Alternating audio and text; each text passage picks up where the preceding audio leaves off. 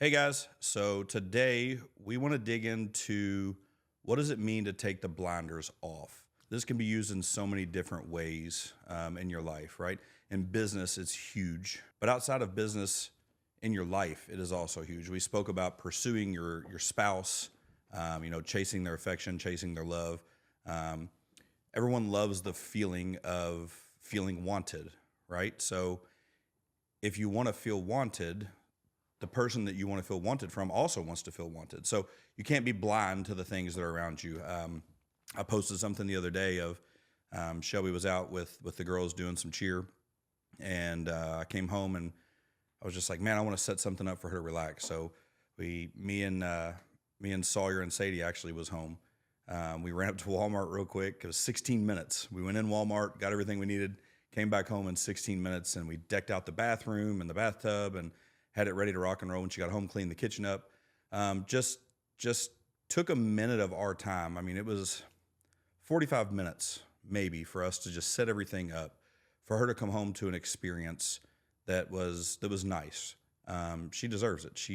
She manages so much of our day-to-day life, making sure the kids are where they're supposed to go with cheer and school, and dealing with my crazy schedule and everything else, that you always got to find that time. So I don't want to be blind to the fact of just, going through every single day and, getting up and going to work and being at the office and dealing with any of the, if there's issues at the real estate that we own, if there's, issues trying to close this new deal, getting into the roofing, like there's so much distractions. There's so many things that will put your blinders on, right? To where like, hey, I'm so busy, I don't see anything around me.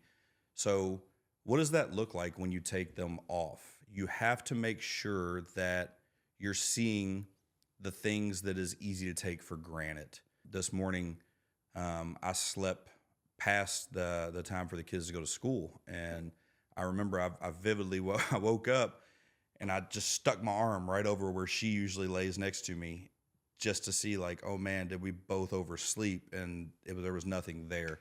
And I felt appreciation. And to be honest with you, I could do a better job just talking about it. I love doing these for me as much as I do anyone else.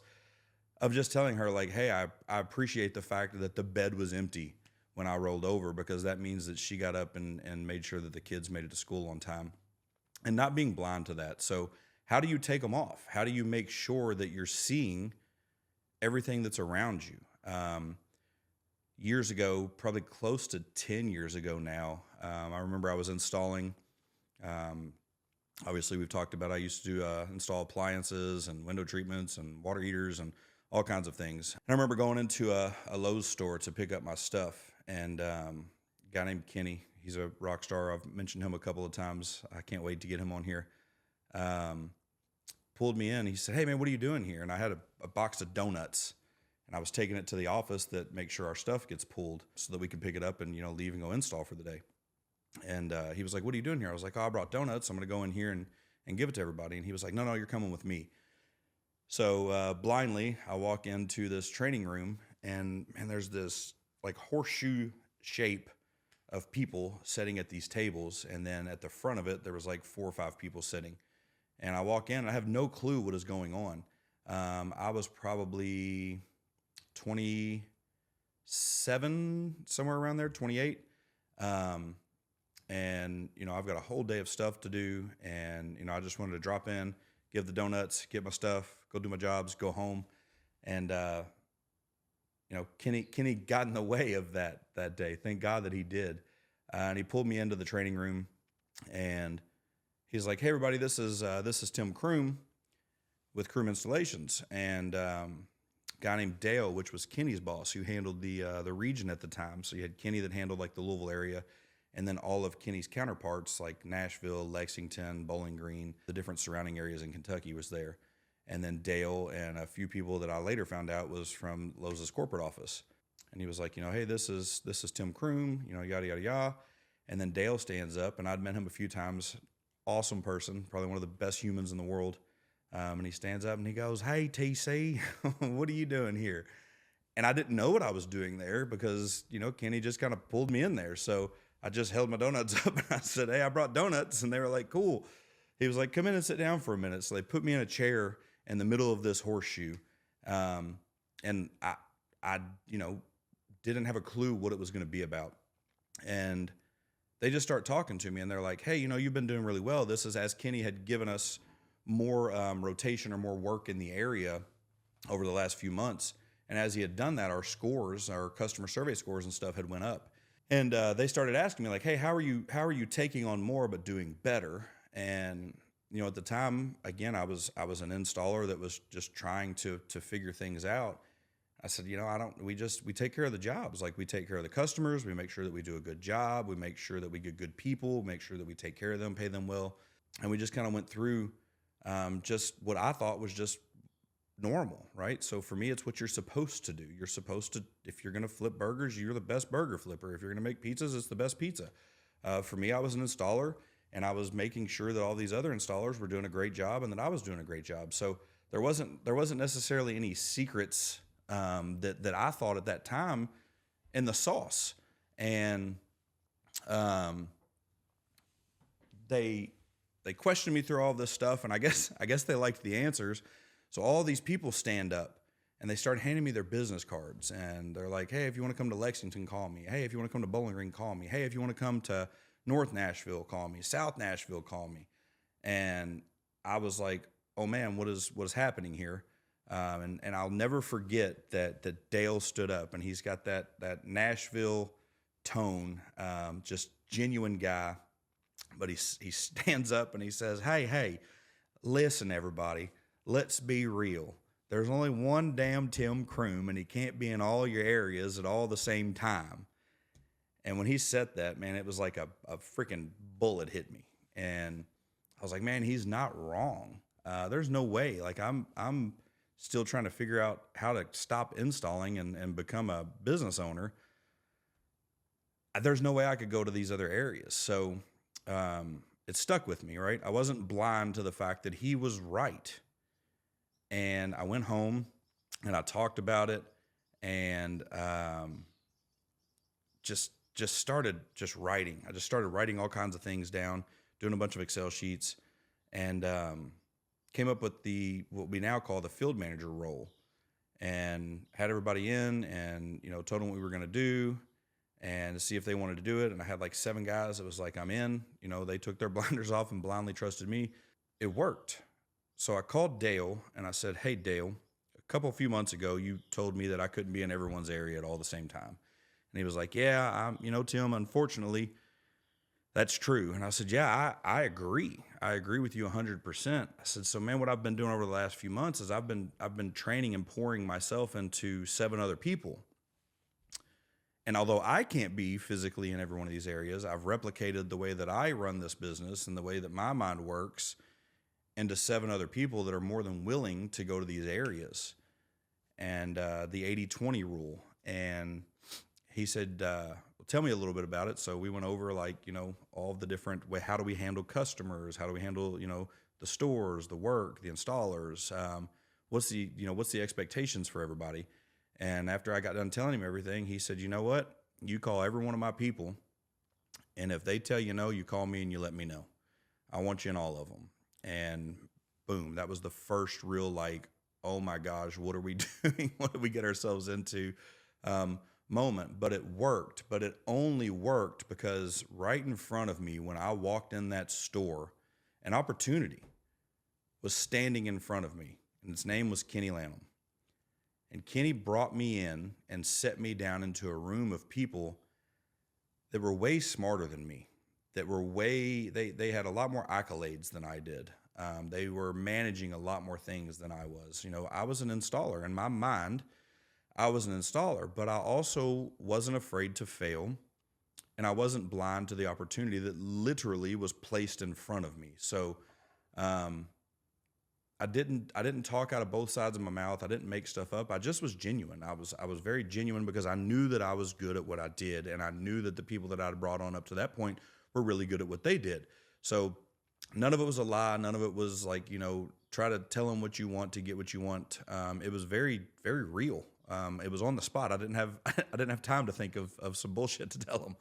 And it led to us being able to expand and take over the entire state of Kentucky and a good portion of Tennessee really, really quickly. But man, what if I would have just walked in there and just been like, hey, it's nice to meet everybody. I'm an installer, and it could have went so different for me and for the company. And that was a big, big pivotal breaking moment for us as a whole. And then you look at the 7 guys that showed up, right? Like most of them have known me most of my life. We've partied together, we've done dumb things together, to prove myself enough for them to trust me. Like that was another big thing of like, wow, man, people trust me. I can't mess this up. So I had to be super methodical about it. So came up with the 80-20 rule, which I didn't come up with it. It's been around forever, right? So if Lowe's is telling me that I'm doing a great job, or that, hey, you're doing better than all of these other people, how do we get more people to do what you're doing? If I can get someone that can do 80%, if Lowe's is telling me like, hey, I'm at 150% of what normal looks like. If I can bring somebody in and get them 80% as good as I am, they're still better than the majority of everybody else that's doing this, right? So it took a little bit of, not a little bit, it was a lot of risk in leaning on other people. It was the first time that I had to trust someone else to represent our company, and go out, hours away and put them into a situation that they could say the wrong thing or do the wrong thing. And they all have, and so have I, but like a real genuine risk of like screwing this up, right? Not having the answer right away, or, them still learning. That's okay. They never made any giant mistakes that cost us anything bad. So, I knew through talking to these guys and girls and pouring everything that I could into them and watching their response and their questions and the demeanor and the drive that they had, the passion that they had, that no doubt, if anything, they would be 80% where I'm at, but hell, some of them might be even better than I am, which is even better. So we launched it, and it was so good. It was so successful that I think we won Installer of the Year that year. We got tons of awards, and a whole lot of people talking about us at the corporate office. But I think back on that now, and that for me, thank God that I was able to go into a situation where being blind to it could have really, really affected the outcome of not just my life, but so many others that I've been fortunate enough to help along the way. And then having people like Dale and Kenny, like we've all got people like them in our lives. Are we blind to them? Are we blind to the people that see in us what we don't see in ourselves? And if we are, how do we fix that? I will tell you, fear, we continuously talk about that, but fear is the blinder. So if you're afraid that you're going to mess up, or if you don't think you're good enough, what do you have to lose? We talked about this a couple episodes ago. I can always be an installer again. I can't be a $50 million business owner if I don't take those leaps of faith. So that's what I did. The guys and girls that jumped off that cliff with me did the same thing. They took the blinders off, and we've been rolling it ever since. How do you do it? How do you take the blinders off if you're not seeing opportunity in your life? For me, it's fairly natural, but I've got a lot of people that work with me that it's taken some work. And it's taken some coaching. I ran all of them through the ruck experience like I went through. That definitely fast-tracked a lot of things. But really it boils down to looking inward instead of outward, because the only thing that gets in your way is most of the time yourself and the perspective that you choose to see. So, when you're faced with something, or if something's presented in front of you, how are you viewing that? Are you viewing that from, I'm just an installer? Are you viewing that from, I'm just a burger flipper? Or I'm just a real estate agent that works for an agency or an insurance broker, or whatever? Are you looking at that like, no, I am the real estate agent, right? Like I am the burger flipper. Don't be the role, be who you want to be in that. So a lot of it's victim. I wrote down here, victim and responsibility. That's a huge thing. So when something happens either to you or for you, like how do you choose to look at that? How do you choose to look at, I very much could have just like got super upset, embarrassed, or scared, and, walked out of there pissed off that Kenny put me in this situation, right? Because realistically, he threw me in to a room with a lot of people that I didn't know, that didn't really know me, and asked me to just start speaking, just organically go at it. And that very easily could have been like, hey man, you really could have messed me up here, or I was uncomfortable, or I was scared. That could have been the lens that I chose to see that through. But because I was able to see it as an opportunity, it turned into one. So how often do we get into situations or rooms or relationships where opportunities are being presented in front of us and we choose to see it as something scary or something that's going to make you uncomfortable? That's your blinders. Your blinders are telling you that you're uncomfortable. Your blinders are telling you that it's scary. Your blinders are not seeing it as an opportunity. And what if we could remove those? How many opportunities show up in your day-to-day life that you choose to see as something different? So when you're a victim, it's impossible to see past that in most cases. So what you want to look for is, where is my responsibility in this? All right. So I had built a relationship with Kenny. I had built a relationship with the stores. I had chosen to push to have more from Kenny. And we were great at it. And in that comes some responsibility of, hey, Kenny's now kind of leaning on you to be the spokesperson in this area because he's given you that stage. So are you going to choose to be a victim of being thrown in with the wolves? Or are you going to be the one that goes in and decides to tame them or be able to walk with them? My responsibility in that is if I didn't want it, I should have kept my mouth shut and not built that relationship with him. I shouldn't have tried to expand things. I shouldn't have tried to grow things. I should have just been an installer. I should have just gotten the work that was given to me, gone out and done it, and went home, kept my mouth shut. But because I didn't do that, now I am responsible for the other things that are showing up in my life, right? So if you are working at a fast food restaurant, or if you're a server at a restaurant, I've got a lot of people in my office that used to be servers at different restaurants, and I love picking them up. I love being able to get them to come work with me, because you can always tell someone's worth or someone's ethics or their relationship skills very well when you're out eating dinner. Are they checking boxes by coming by, or are they talking to you, kind of building a mini relationship in that moment? How do they remember? One of my top people that I've had forever, we used to go in and she would just know exactly what we wanted when we walked through the door. We used to cut paychecks and print them, and I'd tell everybody, if you want to get paid, meet me up here. And we'd go up there, and man, by the second or third time we did it, she would just walk out with everything that we would want. She didn't even have to ask. And I was like, man, how cool is that? Like, if we had somebody like that can remember all these people's orders from a week ago, and even when we gave her orders, she didn't write them down. Imagine what she could do with like 70 jobs or 100 jobs that came in, and customers and the different personalities that she has to deal with face to face on a phone, right? That should be even easier. Thank God I was able to scoop her up, because she was a big part of the beginning of our growth. And then we did it again and again and again. And some of my best players are waiters or waitresses.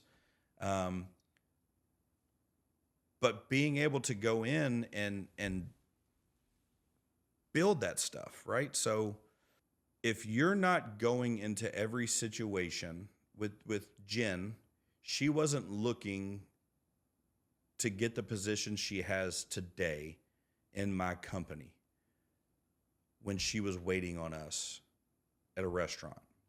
She was looking to be the best server that she could be in that moment. And by doing that, it led her to where she is today. So what are you missing in your life by cutting hair or waiting tables, or even if it's doing someone's taxes? Are you treating every tax return as if it's just the same as the last one or the next one? Or are you treating Tim Crume's tax return as if it is Tim Crume's tax return, and you know them and you have a relationship with them because You want to be the best at what you're doing. And then, man, where does that go from there? That's been most of my story in my life is most of the people that I've surrounded myself with today was built out of relationships before it was an actual role, because that's what makes the difference. So if you've got someone that's calling customers and talking to them, and sometimes that gets pretty hairy. If I met them in a relationship or a customer facing environment and it went really, really well, the chances are they have what it takes to go to that next step of what we call the CSRs. And then on top of that, they handle pressure well, they handle organization well, they have good memories. So not being blind to seeing all of the things that they can bring to the table.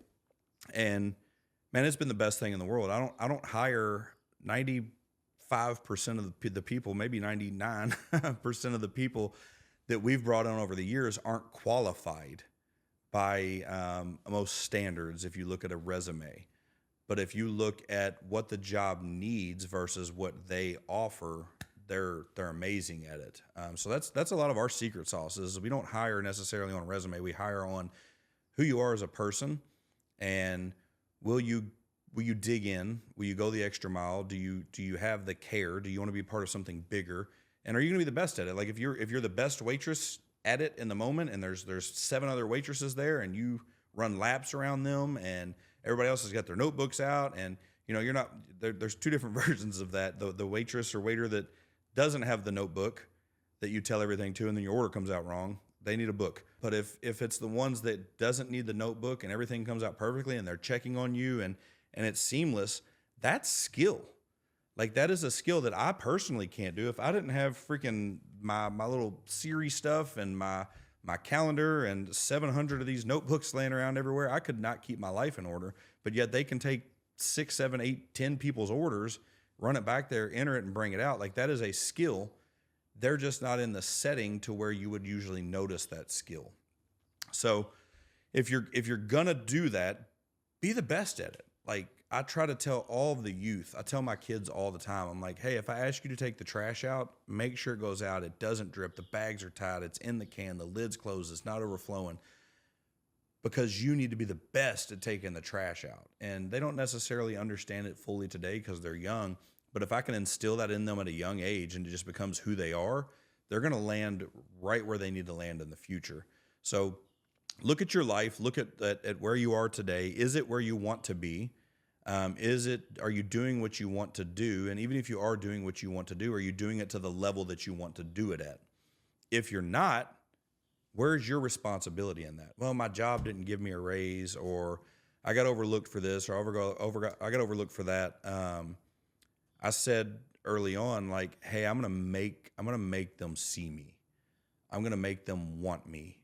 When it comes to appliances, I want there to be one name that comes out of everyone's mouth, because why would they ask or want anyone else? And just driving that in, making sure that the people that I bring on board and that I surround myself with have that same mentality.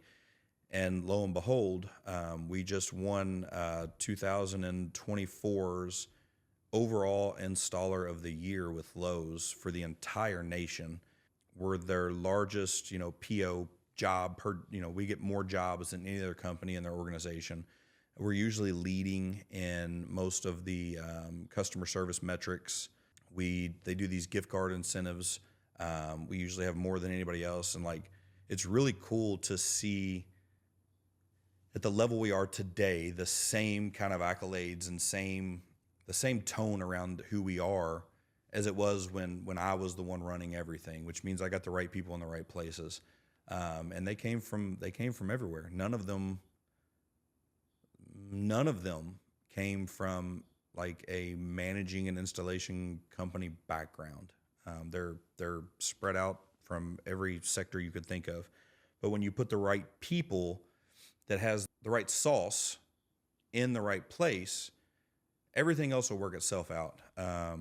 We don't look at the metrics, we look at the people, and then the metrics present themselves, which is why we were able to do that. So when they ask me like, hey, how do you get your LTR this good? Or how do you get your turn times where they're at, or anything like that? There's not a secret to it. It's in the people. because at the end of the day, the people are ones that's creating the result. If you order a pizza from a pizza restaurant, the person making the pizza gives you the result when you bite into it. It's not the establishment, or it's not necessarily the picture. It's the person that's making that pizza. So if you've got somebody in there that's like, I'm going to make pizzas like nobody's ever had before, you're probably going to have an amazing experience there. So same thing in business. Make sure you've got people that are wanting to present amazing experiences through answering the phones or scheduling jobs or managing, other people or areas, or, the forward facing people that are, talking to, for us, like the contract holders or the corporate office. Like, make sure that those people share the same values and morals as you do, with the same goals and ambitions, because you could bring somebody in that's just got this awesome resume, but they don't have the right sauce. And when you don't have that, it doesn't matter what your resume says. It doesn't make any difference. A lot of the stuff's very, very real for me. I won't say anything on here that I haven't personally either been through or done or achieved or failed at.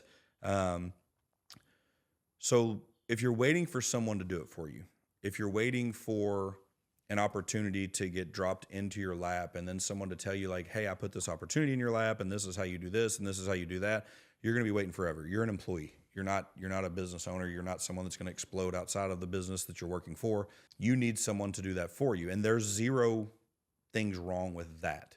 I envy that in a lot of ways. I can't be that. A part of me doesn't want to be that. Part of me is like, man, it would be cool to go home and just be home. But my brain doesn't turn off. But if you're someone that wants it, you can't expect that someone's going to, put it in a box, wrap it up, put a bow on it, and then hand it to you. And then when you open it up, it's got step-by-step instructions on how to become a millionaire. You could read 1,000,000 books. You can study it. You can Google it. You can use AI, whatever.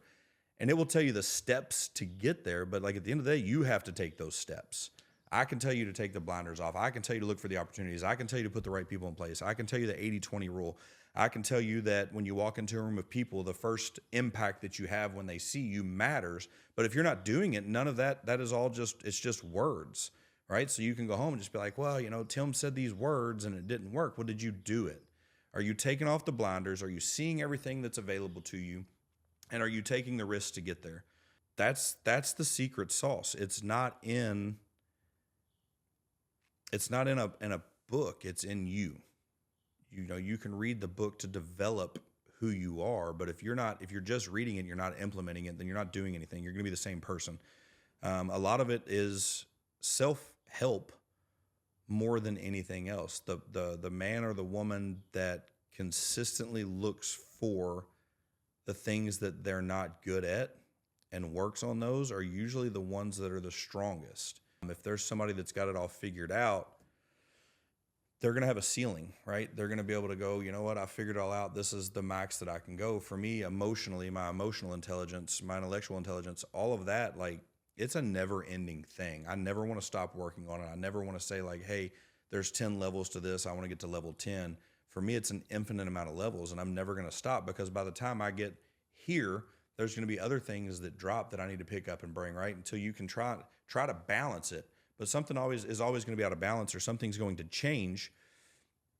And it's your responsibility to see that. It's your responsibility to be in a relationship with someone, even if it happens to you, be able to stop and go, cool, how can I show up differently? How can I change this and do it differently? Because your job isn't to change that person. That person's job is to change themselves. So really, really looking inward, really, really digging into how are you working, right? Another cool thing that we've done, we've talked about it a little bit, I don't think we went in depth, was what they call the CrumeCations or the Crume Christmas party. We pay everybody extremely well, but especially in today's world, a paycheck isn't enough. Culture and relationships are more important than anything. I've got some people that I pay extremely well, but if I don't have that culture or relationship with them, they start to kind of stray and they get unhappy. So money doesn't cure that. So we had the CrumeCations that's come up, where we rent this big old house in Florida and everybody goes, and it's just a company expense thing, and we get to live together, hang out together, and build our personal relationships in a better way, because when you do that, it reflects on the business. Again, we're looking at the people, we're working on the people and the people produce the metrics, or they produce the money, or they produce the customer experience.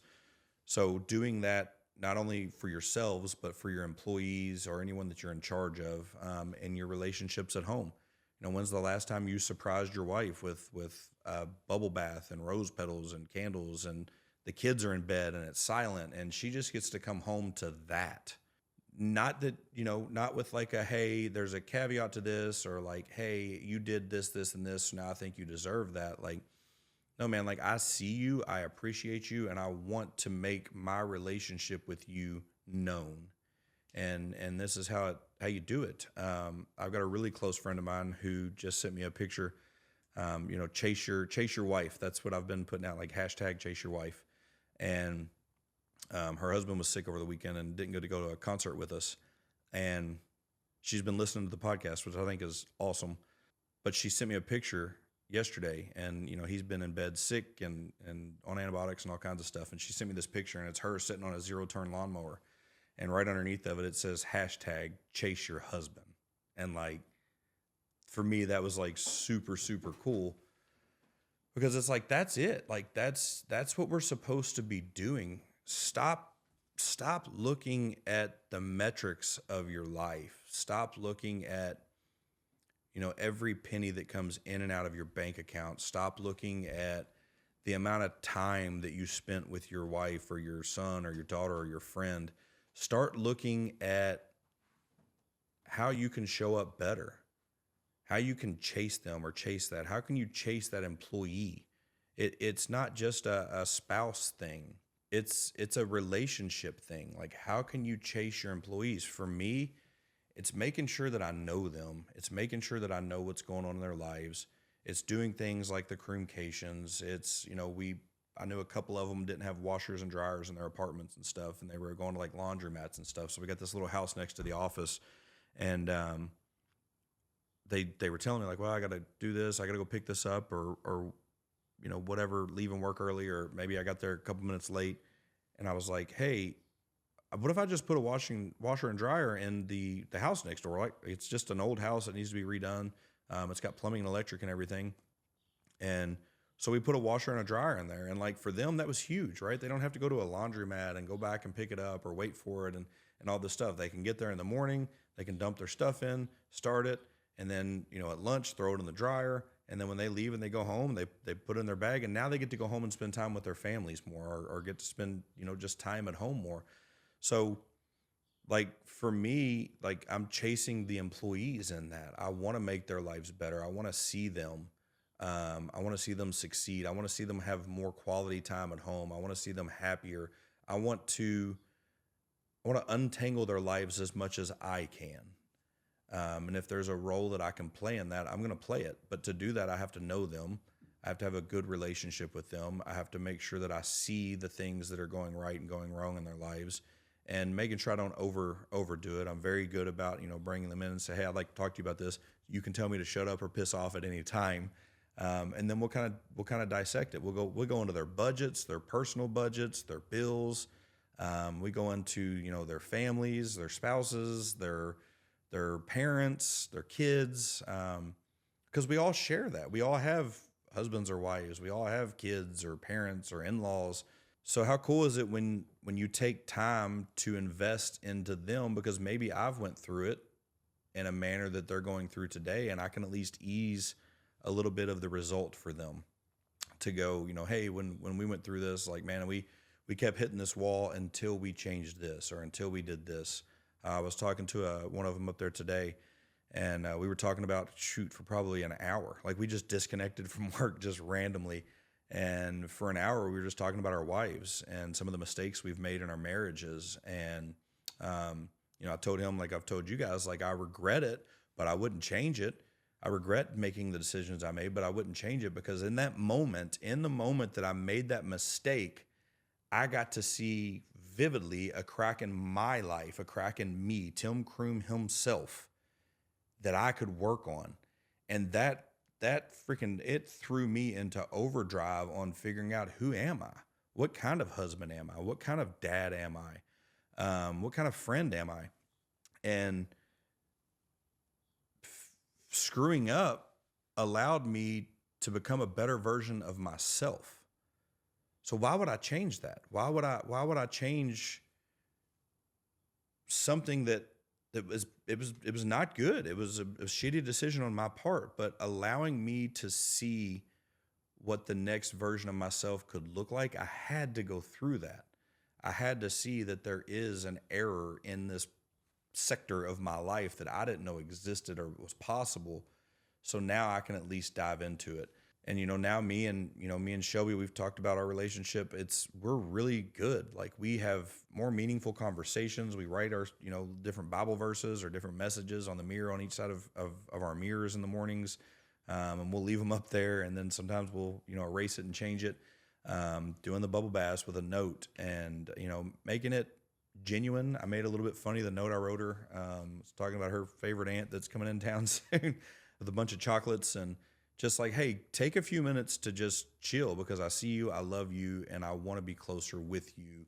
So I want you to have this time to yourself so that you've got more gas in the tank for me. And then she does that constantly, with me. Hey, how can I help you? What can I do to make your day easier? And a lot of times it's just like, hey, just sitting in silence. Like, if I just sit in silence with her, and she knows that, she'll just sit there and she'll rub my arm. And like, for me, like, that's what I need in the moment. So, are you doing that? Are you able to do that? Are you getting on the zero turn for your husband or for your wife, and going out there and hitting the yard and mowing it? Because in that moment they can't. That's powerful. Like, man, that is powerful. When she sent that, I got chills, and like, I teared up a little bit, and I was just like, man, how freaking cool is that? That like, their relationship is at a point where she's like, I see you, you work your ass off for our family. You're down and out right now. Like, it takes a lot for him to not get up and get shit done. And for her to just hop on it and go out there and mow the lawn. And I could be wrong, but I'm pretty sure that like, he does that. That's his job. Like, he does that. But for her to take that off of his plate so that when he is better, it's not the first thing he has to go out to. Maybe he can spend time with the kids that he's been missing because he was sick, or her. And that's powerful. Like, chase your husband. Like, coolest thing of my week so far has been that. I want to frame it and stick it on the front of their house or something. But how to take the blinders off is different for every person, because personalities are different, right? There's a lot of people that can't see their responsibility. They're always just a victim. And for those people, it usually takes something pretty large in their lives to shake it up. It usually takes something that gets pretty scary, whether it's a health risk or a relationship risk, or maybe a job, work-related risk, something that really just jars them. Some people are able to do it pretty organically. For me, I can do it organically for the most part, unless I'm really sure of myself. The mistakes that I've made where I've really, really changed have been something that I didn't think that I was capable of doing. So having that happen and then having to face that man in the mirror, definitely the most impactful for me. Definitely the most like, holy crap, man, you got a lot of room to go here. So I don't go out and purposely make mistakes so that I can grow from them, but I'm also not blind to the ones that I make blindly, right? Like, I made the mistake blindly, not realizing how big of a mistake it was. Or maybe in that moment it didn't register the impact that it actually was, but being able to go back and relive that and sit with it, and just sit with it for a few minutes and determine who I am. And if that person that's looking back at me is who I want to be. If that's you, if the person looks back at you in the mirror is exactly who you want to be, there's nothing wrong with that. But I would do some check-ins with the people around you, because I guarantee you somebody's got an opinion, and feedback is a gift. You don't have to always listen to feedback and do something off of it, but you definitely want to hear it. I'm a big fan of feedback, and a lot of the times I don't take the feedback. I'll listen, and I don't have the capacity for it or whatever at the time, but like, I still listened, right? I was still there. I still made sure that I heard it. And it's usually like, for me, it's a delayed response. For me, it's usually like, someone will tell me something or ask me to change something or give me some kind of feedback, good or bad. And a couple days or something goes by. It stays in there. The Dale Johnson comment, Tim can't be in every one of your areas all at the same time. Couldn't do anything immediately. It was feedback. But when I got home and I was able to digest it and unpack it, for me, I have to kind of digest before I unpack. And then once I unpack, I usually, keep unpacking it until I get to that root cause. And once I can understand it, then I can change it, then I can do something with it, and then I can become a better version of myself. So a lot of that falls into your everyday life. It falls into what comes up for you at work. My boss is always complaining about me. Why? Is it true? Our truths aren't always true. And that's something that you can check in on. Is what I think true? In your mind, it probably is in the moment. But if you really dig in and dissect it, right, digest it, unpack it, is that really, really true? I go through this a lot. If I don't feel like Shelby's giving me enough attention, she don't love me as much as I love her. She doesn't love me as much as she used to. And that's the tricks that the enemy will play on me through my mind. Is that true? Well, she's been with me since I was 15. She's given me 3 children. She's always here. She would drop everything if I really needed her to. She listens to the worst version of me, the best version of me, the sick version of me, the happy, the sad. She listens to all of it. So is it true that she doesn't love me as much as she used to? No, that's not true. The reality of it is I'm harder to live with today than I was when I was 15, and she's still here, which means she probably actually loves me even more now than she did then. So my truth wasn't true. How many of your truths aren't actually true? That goes into a whole lot of talk about like belief systems. It was another conversation we had at the office this morning. A belief system is essentially like a tabletop, and does Shelby love me or Shelby doesn't love me?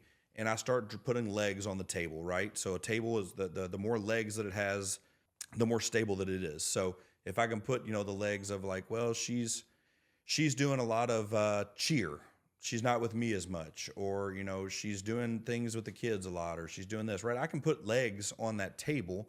But then the alternative to that, so to change your belief system, what is the opposite of that? That Shelby does love me. Shelby loves me more than anything. That's the other tabletop. Let's put some legs to that. Let's put stability to it.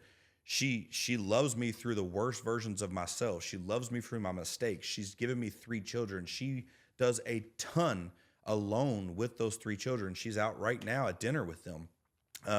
She makes sure that cheer is going well. She takes care of kids that aren't ours, just like they're her own.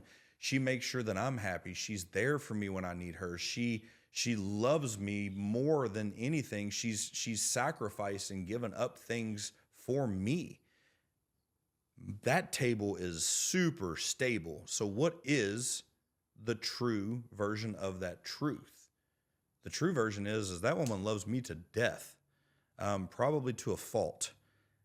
And that's what I choose to believe. So when you've got these beliefs in your mind, my boss hates me, or I'm never going to get a promotion, or I'm never going to get a raise, or my kids don't want to hang out with me anymore, or my wife doesn't love me, or this person's upset with me.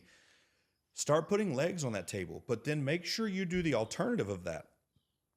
Make sure you do that, like I'm never going to get a promotion, to I'm going to get a promotion. And start working on the legs of that table, because when you start putting legs on that table and it becomes more stable, that becomes the real belief, which then can turn into the real true truth. So super, super important. Again, all of this stuff comes down to just you and what's inside of you.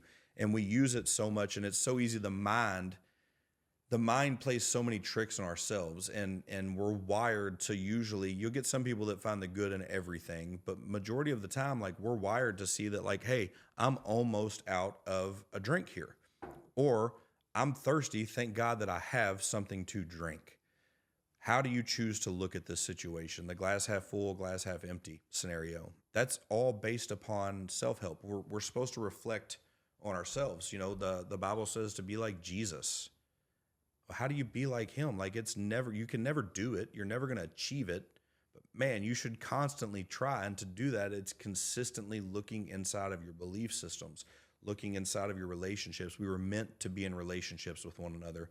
Largely, we were supposed to be in community together. So why are we made that way? Why is, I've got a lot of people that work at home that that, they'll go out and they'll work from a restaurant or their parents' house, or they'll, go to different other people's houses and they'll work. Um, when COVID was happening, we shut down the office for a minute, and a lot of them were so excited to work from home. And it was like 2 weeks, and they were like, please, God, open the office back up. I can't do this anymore. We're meant to be in like community and fellowship with one another because we build off of each other. We're meant to discuss our issues. Dad and I talked about the difference in the generations of keep it in the house. Your problems are your problems. Don't let other people know about your problems. But that's really not how we're meant to be. We're meant to discuss these things like, hey, man, when you went out and you tried to run that mile, you stopped at a half a mile. What stopped you? Why didn't you make the full mile? Like that's the cheat code to life is being in a relationship with people that's experiencing life with you, and they've probably experienced different pieces of it that maybe they can help you skip by, or maybe that you can finish that mile faster than them. But it all takes you taking away time from your busy day, your day to day. I got to wake up and I've got all these meetings on my calendar, and I've got to make these phone calls, and I got to do this, and I got to do this, and I got to do that. Put it on your calendar. Put it on your schedule that every day for 20 minutes or 30 minutes or an hour that you need to read, self-reflect, journal, whatever that is, and pour a little bit of yourself out into something that you can pour back into yourself, because that's going to allow you to then pour that portion of you into someone else, and vice versa. It's going to put you in that relationship or that conversation with someone that maybe they can tell you, you're like, oh man, maybe my truths aren't true. Maybe you heard that message, you heard the belief systems, and your table of a negative belief has 2 legs. And when you look at the alternative of that thing's got 60 legs, and you're like, well, shit, I guess this one is the real truth. But to do that, you've got to break away. Our roles in life today are so streamlined. Everything's so fast. The instant gratification. I could order something and damn near get it before the end of this podcast.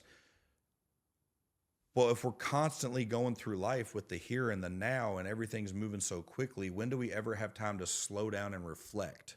Like, you have to schedule that. If you're like me and you're schedule oriented and you've got to have it written down, or you've got to make time or space for that, put it on the calendar. Put it on there. Don't schedule it. Make it a priority. Make it a necessity. Date nights, going out with your wife or your husband or your kids or your mom or your dad or your sisters, whatever.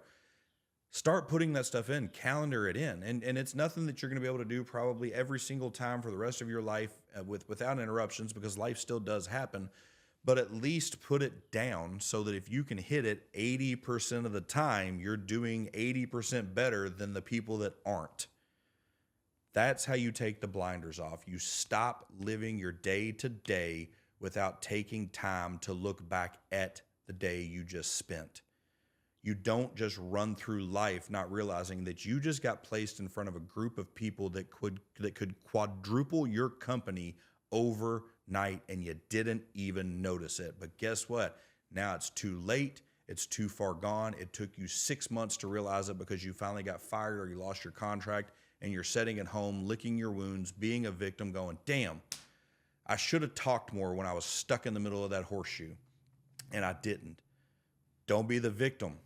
Where's your responsibility in that? Take off the damn blinders, put yourself in uncomfortable situations, reflect on your days, your weeks, reflect on your relationships, reflect on what you failed at, and did you really fix it, or did you just tell yourself that you're fixing it? Are your truths true?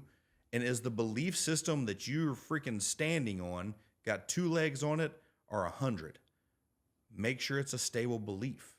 If not, do the alternative to it. Find the truth in it so that you can live a life that consistently gets better. We don't want to live the same life for the next 30 years and go, man, it was a pretty good life, and that's the same now that it was then. I punch in and do the same job, and I've hated it every day for the last 30 years. That's your fault.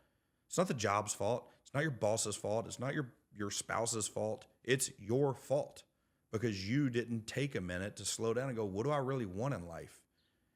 And then have I been blind to seeing the opportunities to get me there? So I'll say it a million times before all this stuff's said and done. Anything is possible when you take off the blinders. Do not be afraid. Work on yourself, and just go out and get at it. We live one time. We don't have time to look back and have regrets. It's here and it's now. Write down some stuff. Write down what your goals are. Write down what your dreams are. And then every time you've got a minute or when you put it on your calendar, go reflect on that. Reflect on, are you doing something to get you there? Are you paying attention to the surroundings that you have? Are you leaning into the relationships that can help? Are you pouring into the people that could use your feedback or maybe that you could help reach their goals or their dreams? And if you don't know their goals and their dreams, well, that's your fault.